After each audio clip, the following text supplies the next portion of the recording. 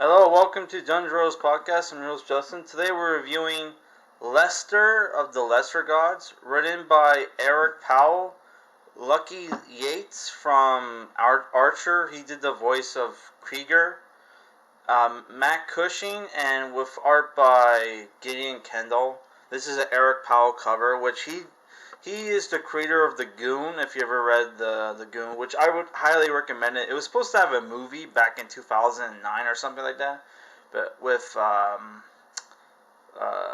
Clancy Brown from SpongeBob and Highlander was supposed to voice the Goon, and I think it was like, oh man, what's his name?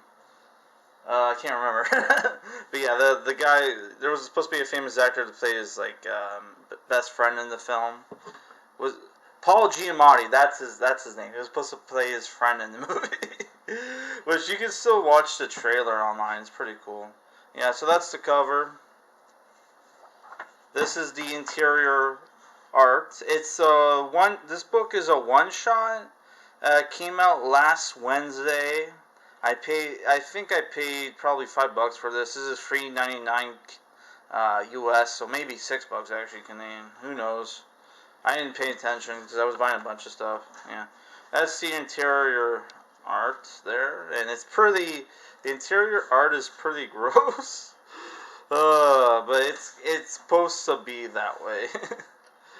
Alright, so the story of this book is basically, it starts off with a flash forward of our main character, yes, Lester, in the post-apocalypse, fighting demons with his six boobed cat female companion there on the left. Oh my god. Right. So it starts off, after that, it starts off with his mom getting picked up by this guy who turns out to be Olden. She's kind of a sleazy woman who has casual sex with Odin. Gets warned, hey lady, when I coom, I tend to break women's hips, and he broke her hip in the bathroom, right? So 36 years later, Lester is the main character. He works at a pizza place. Spends most of his time playing video games and LARPing, doing some like D&D LARPing, right? Whereas that's his D&D outfit, right? And he kind of talks like Thor, right? There's him playing D&D. He's about to kill a dude with his sword. And he's also, there's him painting like D&D miniatures, right? Which, as far as I know, they come, a lot of them come painted. Like, you don't have to paint them nowadays, but like, yeah, because like, whenever I see D&D miniatures at my local comic book shop or hobby shop, they usually come assembled and painted. It's not like Warhammer 40k where you gotta paint them. Here's this crappy boss who's actually banging his elderly mother. Right? Oh man. There's him like posing with celebrities. They're supposed to be the cast of Friday Night Lights, so I have no. I guess that's Terry Kitchener, and what's that? Brittany something, Connie Brittany or whatever her name is, Britain. I don't know. Like, I forget that chick's name. She was in the first season of. She was also in the first season of. What is it called? American Horror Story. If you haven't seen American Horror Story, it's pretty good. I only saw the first season though. The second season I wasn't a huge fan of. But like every season's like a different story. Oh, there's nudity in this comic book. I just saw Demon's Franken Beans, if you know what I mean. So yeah, I'm probably gonna close this. All right. I mean, there's a cool. Well, I'll show this where like yeah, his dad Odin shows up and lends him this spear to fight Satan, which he fights Satan. Yeah. Well, what happens is basically, after a while,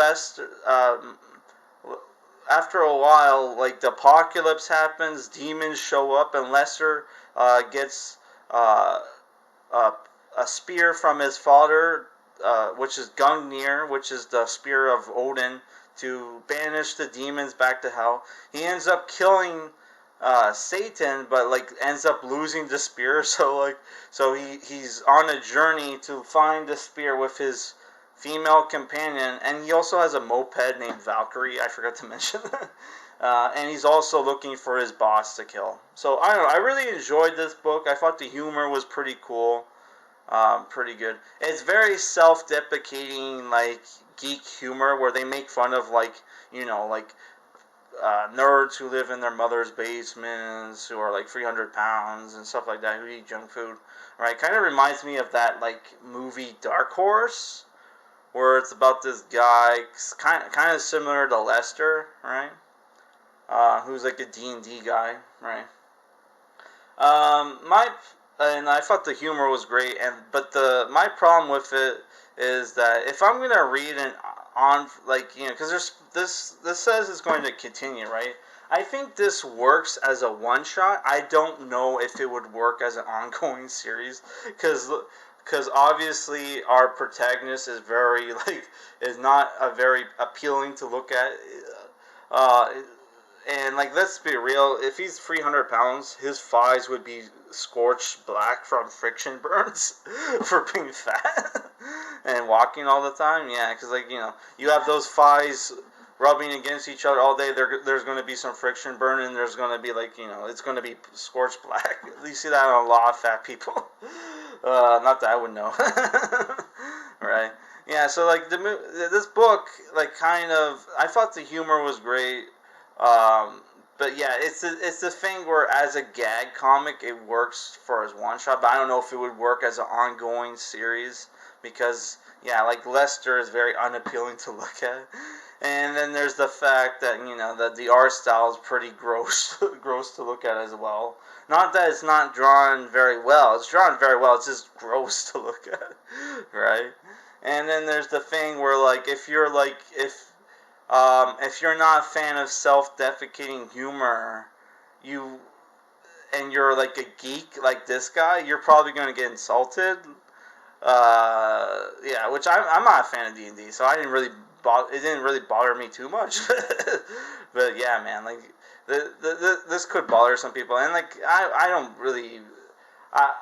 It's the thing where if you think about it, Ron Bennington from Ron and Fez made a good point where self-deprecating humor is just losers trying to cope with their inaccuracies, they're not inaccuracies, their weaknesses, and not doing anything about it. So self-deprecating humor is, if you think about it, it's pretty cucky if you enjoy that kind of thing, right?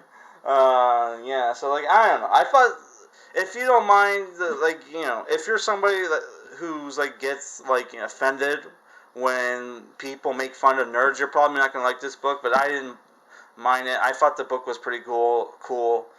Like the humor, the gore, and I pretty much aesthetically, I think the book was cool. I'm gonna give it a 7 out of 10, right? And it's at a decent price if you're in the U.S. $3.99. That's not too bad for a comic book. Yeah, and it was a decent length as well. But like I said, I'm not sure if this series would work as an ongoing book. I think it probably just works better as a one shot. So that's other books by Albatross, which I thought Dark Horse had the rights to the Goon. Because my Dark Horse books are published by my Goon books are published by Dark Horse. I don't know why this is here, unless Dark Horse no longer owns the rights, and the Albatross books picked it up. So there's some other Albatross books. There's Galactron, which I was thinking of picking this up because it's written by Brendan Smalls, who was the creator of Home Movies, that TV series, and Metalopocalypse, which I used to love that show back in the day. That was that was an Adult Swim show. That was probably one of my top 5 Adult Swim shows.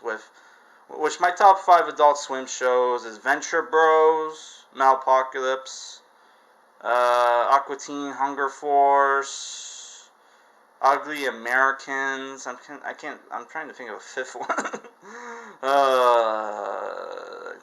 I can't think of any. What was I don't know. Whatever. But yeah, I'm thinking of picking that up. But yeah, because that art looks pretty cool. You can see it there. They had it for like $30 though, so I don't know. And also wouldn't mind picking up that Hillbilly book by Eric Powell. That looks pretty cool. Nice art. Yeah, so I don't know. I'm probably gonna pick up more books from Albatross titles. They look like they publish like a lot of like horror / comedy books, which I don't think like horror works so well in comics, but like horror humor, yeah, that would work for me. All right, guys, that's it for this review.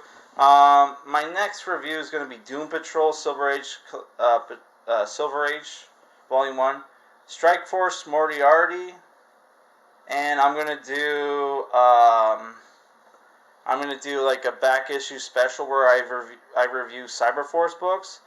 But if I don't finish those within the before September, which I probably won't, because like in September I'm supposed to like review Batman comics. Well, whatever. We'll do those first, and then we'll review Batman comics for Batman month, which we'll start off for Batman month for September. We'll start off with movies until we get those books finished, and then we'll do the Batman comics. All right, guys.